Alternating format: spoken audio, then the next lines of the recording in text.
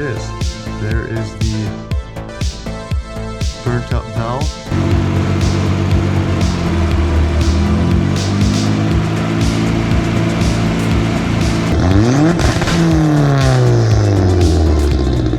It has now been a week since I started tearing apart the engine. I have the head up on the table here, where you can see the hole in the exhaust valve right here. That is the culprit of our low compression, 30 psi instead of the required 180. So we're gonna get that swapped out very shortly here, but there's a few things I need to do and prep before I get into tearing the exhaust valves out. I will need to remove the exhaust cam. That takes a certain process to do that as well. I also need to run into town and grab a valve spring compressor tool. But before I do that, I'm gonna tackle a few other things. I gotta clean off all of this head gasket debris that is on the head, and then also silicone stuff that is on the block, so we can have a nice clean mating surface when we put the new head gasket into the vehicle. The old one technically could maybe be used to avoid potential risk and damage to the engine. We are just going to put a fresh one in. It's no big deal. Also, I have a valve cover gasket because the valve cover down there has that one in it, but I also had to silicone it up here on the top of the valve, or on the top of the head rather, to make sure it wasn't leaking. I had some oil seeping out basically all season so far, so I'm going to get that replaced and have fresh valve cover gasket on that as well, along with a fresh set of OEM head studs. Typically you do not want to reuse head studs. Yes, I could get ARP head studs, but that's like a $250 bill for a full set of head studs and main crank studs as well, and I don't need the main crank studs. I'm not pulling the engine apart to do rods or do anything with the crank, so I don't need that full kit. I can buy just head studs, but for right now I only have one event left for the season. I'm only running 8 pounds of boost, so it's not anything ridiculous. I don't think I have any risk of lifting the head with that amount of boost. I haven't so far, and it's been 2 years with a turbo, or a year and a half, whatever it may be. So yeah, I think it'll be fine. We're gonna go ahead and start cleaning a little bit, do a little prep work. I won't really show a whole lot of that because it's a lot of tedious stuff. It's a lot of time that's going to be taken to do that prep. So I'll just give you one of these little snaps here. That looks way better now that all the old head gasket material debris is off of the head. Nice and clean, wiped it all down. Inside here is much cleaner now. All the carbon stuff is basically out of there. Much better. That took probably a good half hour, 45 minutes just to clean that off a little bit. You want that mating surface to be as clean as you can so it seals really well. Now I will move on to the top of the block here where all the old silicone and nastiness is on there. And I will do the same thing for you. All of that junk is now cleaned off the block as well. Now all we gotta do is finish a couple of the little things, and then we can pull the camshaft off and hopefully get that exhaust valve out of there and replace it with a fresh one. So I got just OEM replacement exhaust valves. I'll do both in cylinder 4 along with the valve seals. Mazda no longer makes the valve keepers for this engine, so hopefully mine are in good condition. We will make sure before we put the new valves in, and then maybe see if we can source a set somewhere else if they are bad. Now what we are going to do is move on to removing the exhaust cam and the valve springs off of cylinder 4 to replace not only the valve but the valve seals as well, because we're already going to be in there. So we're just going to take care of that at the same time. To remove your cams, you want to make sure you start in the middle and loosen them up in stages and alternate across the caps like 4 or 5 different times in sequence, just to evenly loosen up your camshaft caps here. You don't want to loosen all of one too much. You'll end up having it twist or bend, or you can have some sort of failure with the cam, and you don't want that. That's going to make your work on the engine way harder than it needs to be. So I already started loosening these up, but I'm going to kind of just go in sequence here, because as you loosen up in sequence here, the ones you just loosened start to get tight again. just based off of twist and everything on the cam. That's why you need to go in stages to be safe with your engine parts. One thing to take note, when you take these caps off, they have to go in the same orientation as which you take them apart. So these have little arrow marks on them. They all need to be pointed that direction. When I take these off to make sure they stay in the same location, I'm just going to take one off at a time here and then just set it right down so it stays in a row, so I don't mix them up, because they are machined specifically for the location that you take them off of. All the cam caps are off in a row. Now I'm just gonna have to put the camera down and pull the cam off. And you wanna also keep this nice and clean. You don't want this to get scratched or anything, or you'll have a really bad day. There it is.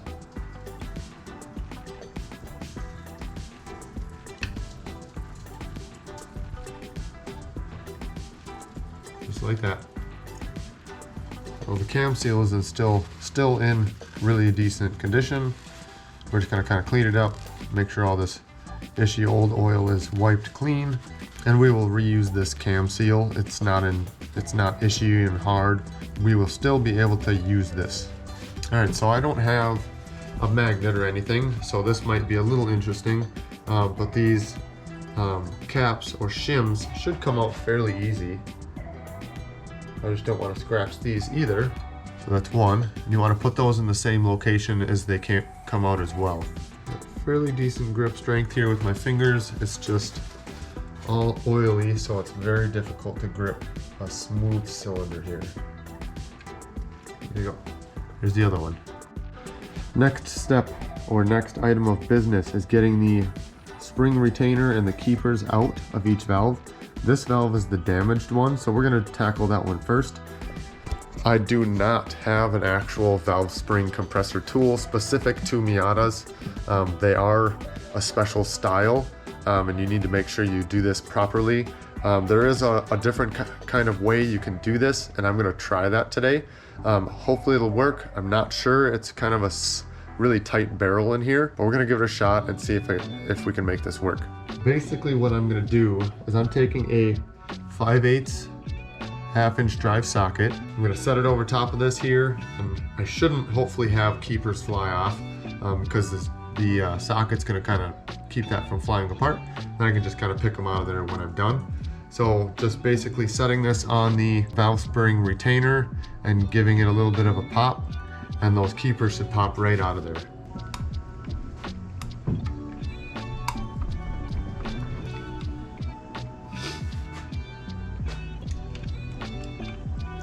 Never mind, got it out of there now. Really careful with this little pliers here too.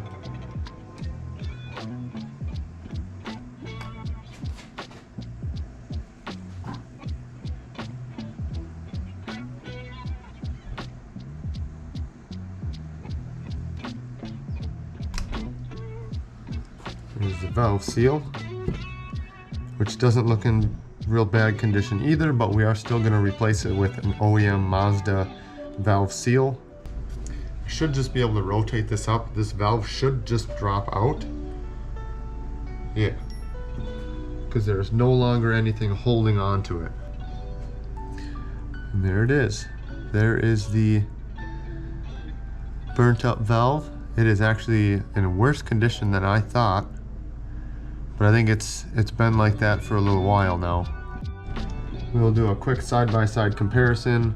The valves literally look like they're identical, but who knows if they are identical or not. We're going to kind of test that in the head, just to make sure that it seats properly. What I'm going to do now with the new valve to kind of test how it's seating inside the head, I'm just going to paint or like use some Sharpie on the valve seat itself on the valve, and just color the whole thing in. And we're gonna press it in just by hand and kind of spin the valve in the seat to see where it's contacting to make sure everything is okay. If it seats nice and even, we're gonna go with it. Get a dab of oil on the shaft of the valve here, just so it's not scratching things up So it's nice and lubricated going inside there. So now that we have some oil on there, and my fingers are all full of oil, we don't want to drop this new valve either and scratch it all up. It's nice and fresh. Just an OEM Mazda exhaust valve.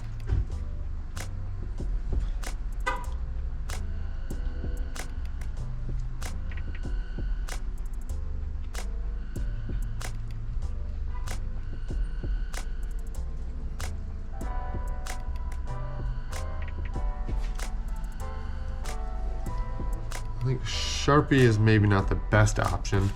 It's not really scratching off of here. Now I got Sharpie on the valve, which isn't a big deal, but it did look like it kind of scratched the Sharpie off fairly even all the way around the seat. But we're gonna go a little different route. I have a paint marker in here. I'm gonna try it with this instead.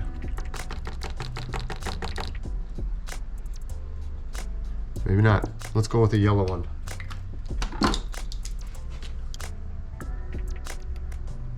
This will stay wet longer than a Sharpie does. All right. Slap this thing in here.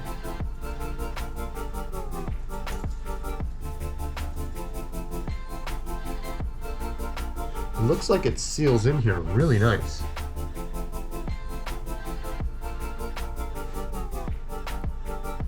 Yeah, I coated the valve seat in there like perfect. There's no odd spots. So I think we're good to send it because I'm replacing an OEM valve with another OEM valve. Straight from Mazda. You send them in your VIN number of the car and they can send you the exact parts for your car. So you can never go wrong with actual manufacturer parts. Now I have to try and hold this valve here, which I got some oil on it, so it's kind of like a suction to the valve seat. But I gotta hold my finger and set it back down on this bunched up rag to hold it in place so that I can drop the new valve seal in it, which is much easier said than done here. And I don't want to hurt anything on the engine or this new valve. All right. I guess it was easier said than done. That went pretty smooth. So these little valve seals, they're very small. They're rubber, a little spring on it. The OEM one, just looking in comparison, is kind of stretched out a bit. So it's probably a good thing we're putting fresh ones on. You are supposed to put some sort of a straw over your valve, like the tip, because you don't want that end where there's a little notch to catch on there. It'll wreck your seal and you'll pop that spring out of the top and it'll be gone forever. Could be in your engine and you don't want that. I got it to slide on there. That wasn't that hard at all.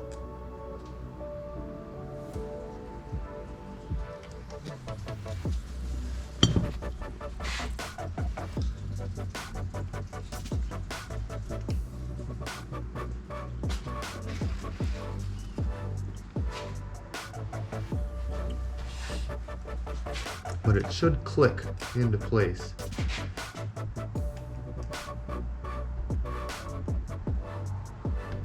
There we go.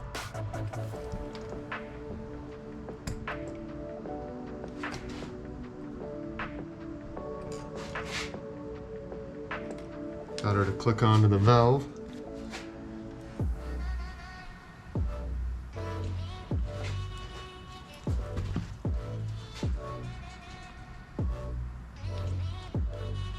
All right, now is the actual difficult part of getting the valve spring with the retainer and these little keepers here back on without losing the keepers. Trying to do it a cheap way works sometimes. Keyword there is sometimes. So I gave in, I ran into town, I just went to Harbor Freight. You can pick up this thing, Maddox large valve spring compressor. I think the part number is 58802, I believe. And it was like 50 bucks, but it's this large thing. The bottom turns and the top turns. There's two different fittings. It looks like this. So I start off with this fairly tight on here so you can still adjust it, and then it's like spring loaded here so it can lock in. So so it presses the valve spring down. And I use the smaller piece, or the smaller end for the Miata. There's also a larger one for like larger vehicles. This worked way easier to get these little valve spring keepers back in here, because that was what I was having a hard time with. You can use the cheap way with a socket to get it out, but then getting it back in, you do that to your hand. I mean, my hand hurts really bad right now. I fought that for like an hour. So I'm gonna kind of show you real quick kind of how this is done. You make sure you locate this little set piece on the valve, so you're actually holding the valve in place, and then we're just gonna push this down until it locks, just like that. And then the keepers are now pushed up and out of the way. I'm just gonna use this little screwdriver because it is kind of magnetic, kind of like the game Operation. You just gotta be real careful, and you can pull that keeper out of there without touching anything. I mean, you can still touch stuff with this, but just pretend it's the game. There it is. So that keeper is out. Much easier than trying to sit there and press on it with that socket. It's way easier. Why didn't I do this before? Then, because I'm not trying to put the keepers in slowly, I can just pop this back open and take my needle nose pliers and pull the retainer out. Set that down next to the keepers, and then the spring comes right out with it. So look at that, way faster. That didn't even take 2 minutes on the camera to do that, to pull that out. Why didn't I just buy that tool before? I don't know.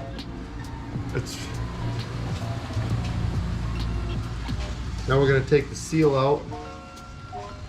Make sure you clamp onto it real good. Turn it, spin it, give it a quick little pop.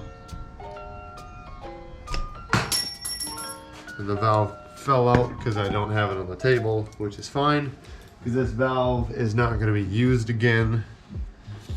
I mean, I could save it for a spare, but would you keep that for a spare? Probably not. That's pretty nasty. Just like the one that was damaged, that's got like a chunk out of it. Like, you can see the metal failed inside. It wasn't that something failed other than that. Like, it just blew apart. The metal is like torn. This kind of looks really dirty in here too, where the seal was. Like, it's all blown apart. Like, it was really ishy. So we're gonna clean off where that seal was. We got the new seal here. This seal is small. You barely get your finger in there. Get enough oil on there so it slides over the valve real well. Set that down, wipe my fingers off because I don't need it to be super soaked here. Now I got the new valve that's going in. Also lube up the shank a little bit here. Set that down for just a minute. And then I'm gonna clean off the valve seat. The other one was pretty dirty and baked on there, so I want to make sure all the extra debris is off, so that valve seal can seal properly to improve the compression in that cylinder.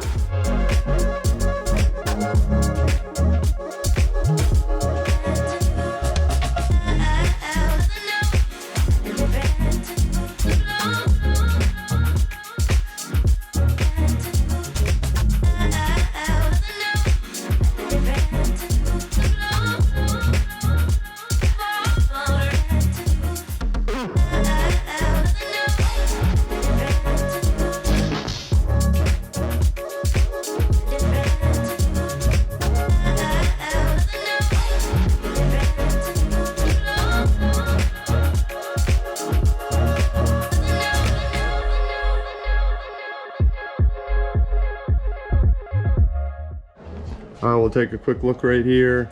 I got both of the new exhaust valves in the head.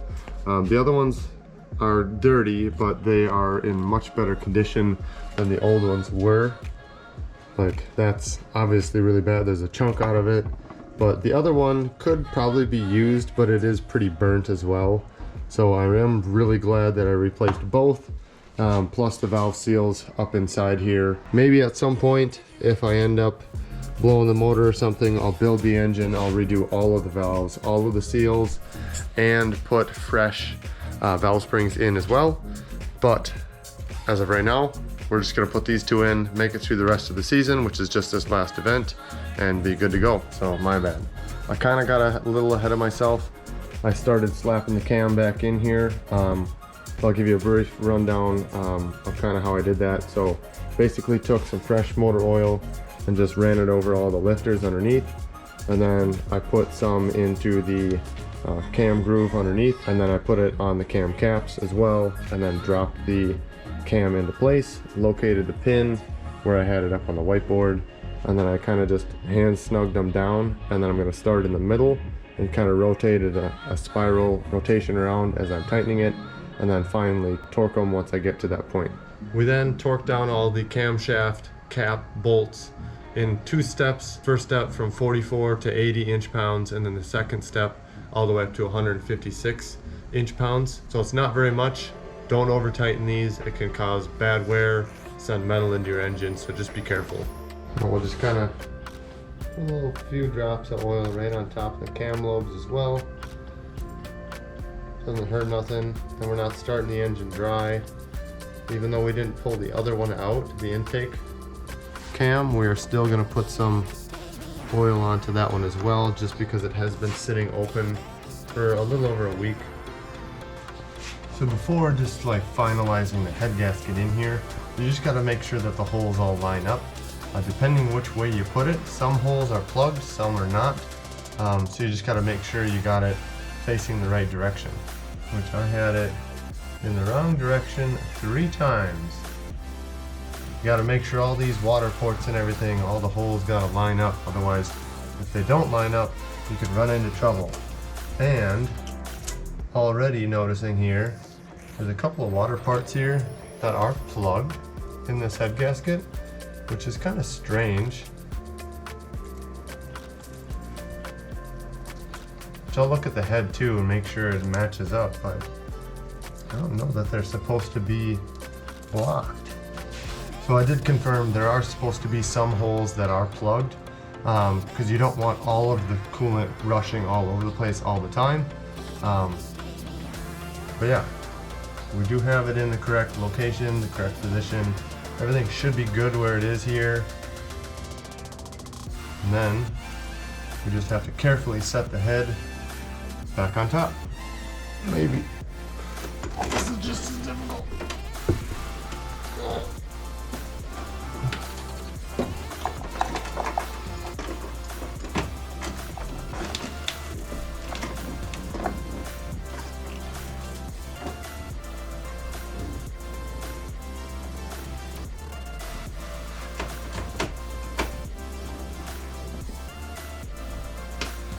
There's the foot dowel pin. And the back one I just kind of have to line up with a bolt.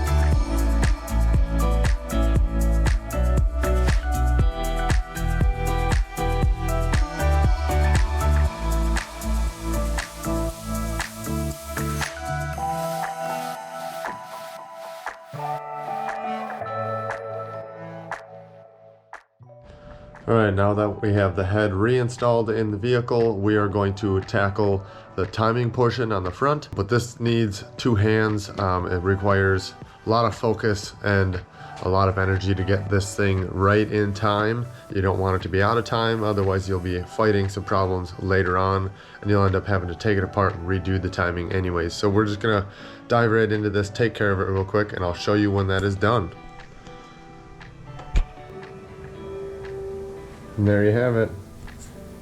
We have the cams in, we have the timing belt in, we have the timing all set, and we also have all of the front cover on, bolted in, ready to go, all cleaned up, so it looks fairly decent for original plastics. Now the next step to do is throw the valve cover in and continue on with putting on the rest of the parts to complete the engine. Intake manifold, exhaust manifold, turbo, and all the good stuff and fluids.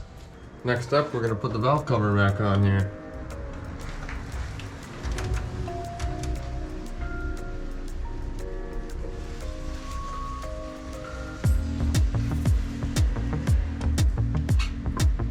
Make sure all the holes are lined up.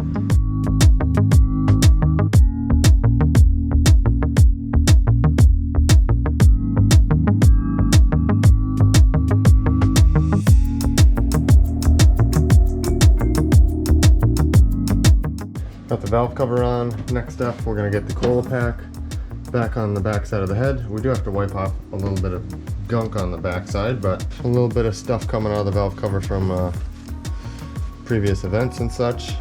Now it's a new valve cover gasket in there. It shouldn't hopefully leak a bunch of stuff all over the place. That's at least hopefully the goal. We'll try and keep this engine bay far cleaner than it has been in the past. And we're gonna slap the intake manifold in here real quick.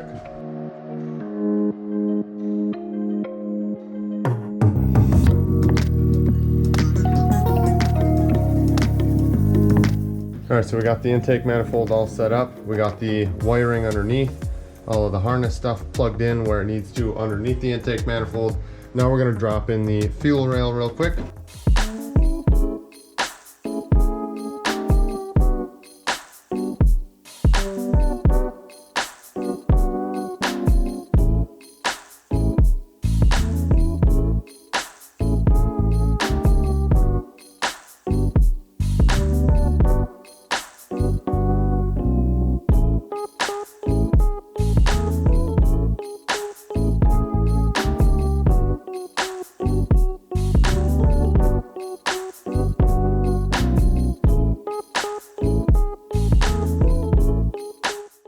All right, real quick update. So everything on the top side up here is all done, all buttoned up, besides spark plugs and putting spark plug wires in. I don't want to do that just yet. Once I get it all together, I want to do another compression test just to see the number comparison. It was like 165, 165, 165, and 30 in cylinder 4. So we're going to see if they're about the same. This is a little bit thinner head gasket, so it might up the PSI or the compression in each cylinder just a smidge. Probably not by much, but we'll still check that out. The intercooler piping on this side is all in. Blow-off valve is hooked back up.